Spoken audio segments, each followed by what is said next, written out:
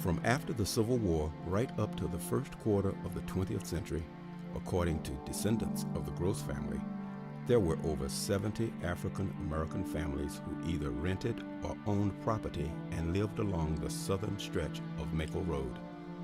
They would work fields and farms and other trades during the summer and were fishers and oystermen in the wintertime. Earl Buddy Hance drives this point home. Back then, you either farmed or you worked on the water. There was no industry in Southern Maryland. I mean, there were no jobs. The economy in Southern Maryland was based on agriculture and water. And you farmed or watered or did both. And that's why the culture, and like I spoke about, it was a pretty good life. They probably didn't think so then. As we turn around and go back up Mackalls Road, remember that most of these farms started as plantations. On plantations, there was usually a central house where the owner lived and many other buildings.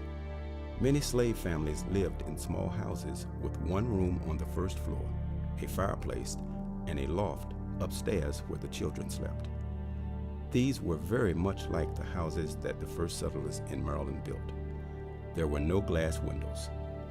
There were only wood shutters that could be closed to keep out the rain.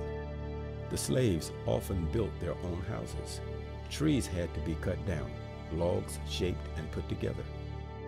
Mud and stones packed between the logs kept the wind out and kept in the heat from the fireplace. We don't really know who had the first plantation in Calvert County, but one of the first was purchased by Richard Smith in 1663, who at the time was the first Attorney General of Maryland. After he died around 1689, his son Richard Jr.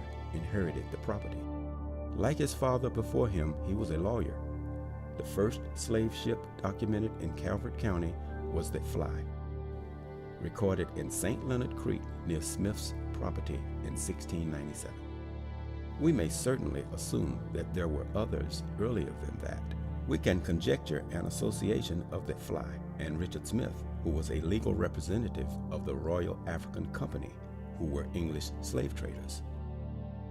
By the end of the 17th century, enslavement for life was the expectation for African people brought to the Maryland colony.